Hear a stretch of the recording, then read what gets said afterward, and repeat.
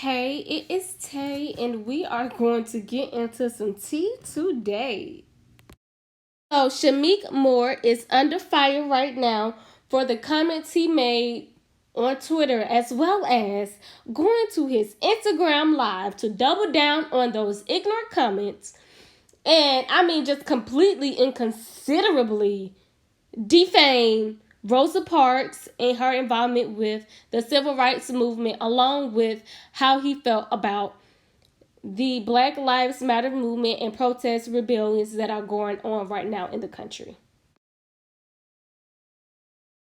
Now, I was first introduced to Shameik Moore when he was on The Incredible Crew back when he was on Cartoon Network. And some of you might remember him from being the star of the movie Dope.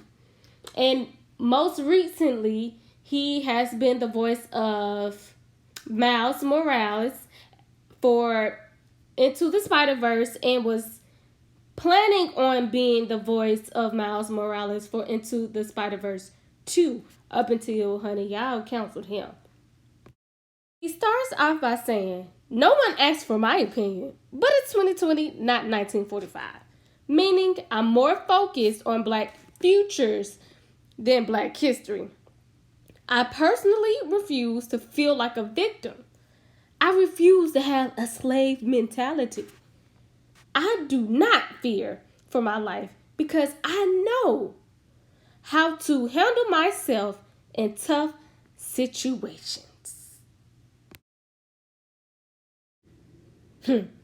I mean, you done said it yourself.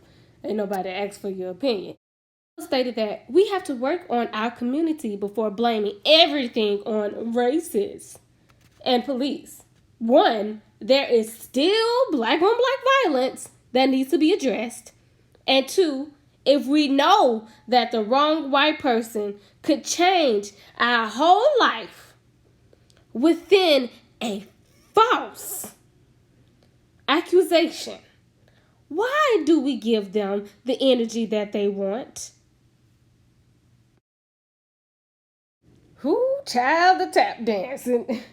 I mean, but like really, he is playing so much into respectability politics, victim blaming, and subscribing to the idea that black people are the ones who are being aggressive. We are not allowed to have rage, to have any form of emotion when it is these people, these white devils, who have continuously shown that the only language they speak is violence.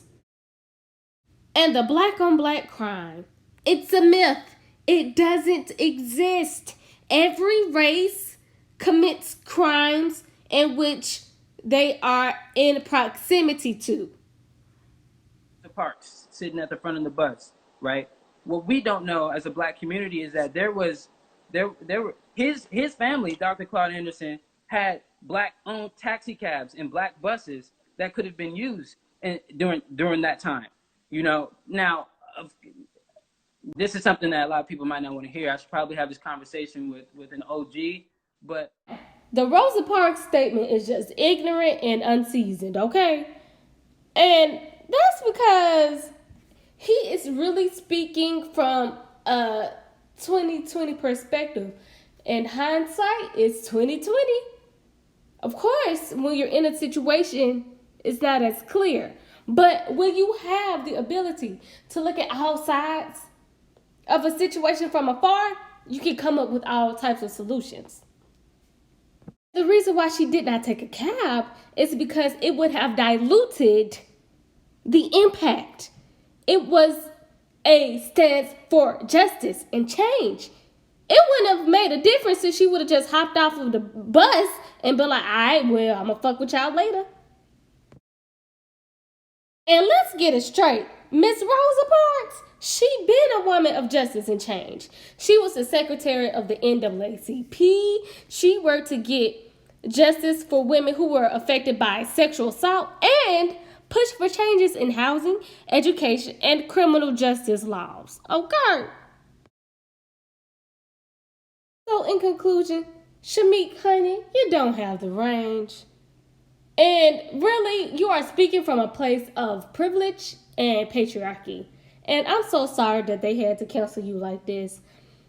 And this brings a whole nother conversation of cancel culture and who y'all choose to cancel because of their phenotype. Oop, we're going to get into that. One last thing, let me just say, boy, the internet's move quick because y'all have already updated this man's wiki page. Moore was born in Atlanta, Georgia. He attended Druid Hills High School and graduated from Jigaboo University, where he majored in coonery and minored in tap dancing for the white man. His family originates from Jamaica. Next up, we have Miss B.Simone, actress, comedian, entrepreneur, whose market is black women and black people, the black community. And so y'all said, sis, B.Simone, be gone too. And because I liked her, but I've been hip to just some of her ways. I remember the Millionaire Beauty get into some hot water for agreeing with a post the Shade Room posted months ago in regards to a cosmetologist asking that her clients have their hair completely straight before they get it braided, which is absolutely ridiculous.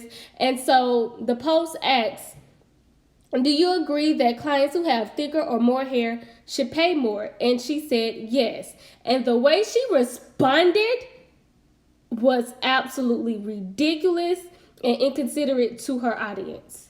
So she responded to her audience basically saying, girl, how can you agree with this? Saying, oh my gosh, y'all so sensitive, and being super loud, because you know how loud she can get.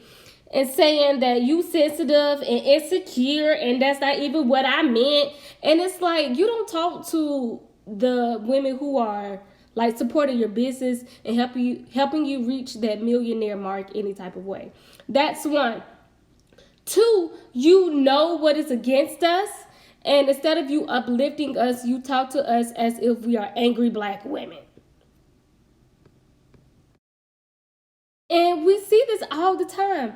People who understand, quote unquote, that black women don't like their hair textures and that we, quote unquote, hate ourselves, but don't put any actual work into making sure that we love ourselves genuinely.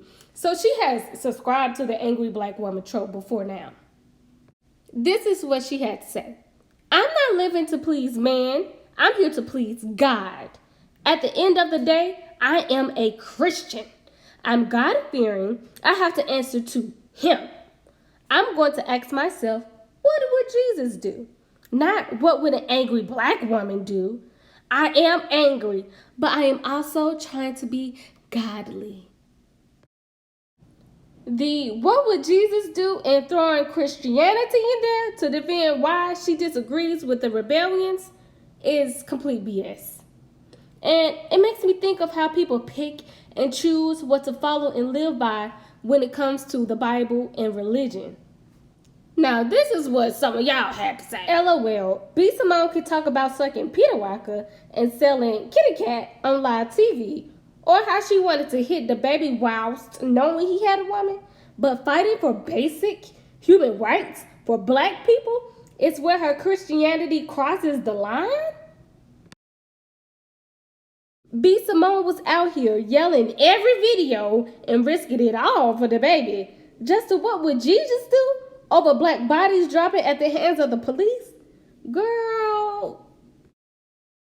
Which is true. And I mean, we have seen her continuously lust over this man and use her attraction to him as a marketing ploy to sell her book. So that's that on that. I mean, B.Simone just got her priorities effed up because there's nothing wrong with her being sexual, but it does go against the same thing you live by. And if you can be so open about your sexuality, girl, you need to have that same energy when it comes to black rights, especially since the black community is what is funding your lifestyle. Lastly, Desi and B.Simone whole careers are built off of ghetto, angry, loud black antics for money, for entertainment. Now it's time to get rowdy for a purpose, and they're acting like house slaves. Done got rich entertaining the white man now. Y'all scared they gonna take it away? Bye. Go off, Taiy. Sis, you said something there. Now, let's get into the ignorance and obscenity that is the famously unknown rapper that is Tokyo Jetz. Now, girl, you are done for real. Now, I ain't never listened to your music, but girl, you ain't even giving me a reason to at this point. George Floyd, your motherfucking name. You was on the bed. George Floyd, your motherfucking name. You was on the bed. So you mean to tell me Tokyo Jetz, the mother of a black male, is out here mocking the death of another black male that was murdered by the police while jokingly threatening to kill another black male? In the same fashion, the coon chip has been activated. To make light of a black death by a white supremacist, and you have a black son, you are completely lost. You gotta be.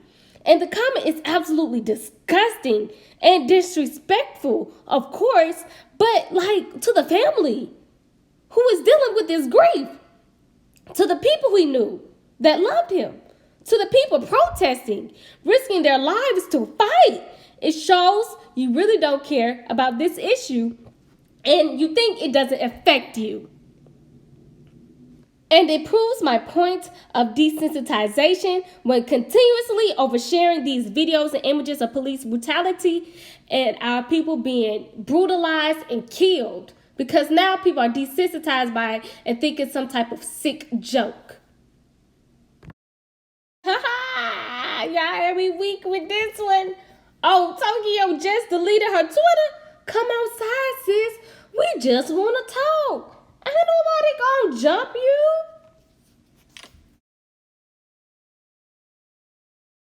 In conclusion, this is why we should not be taking these celebrities, social media stars at face value. Because we don't know what type of thinking they really have.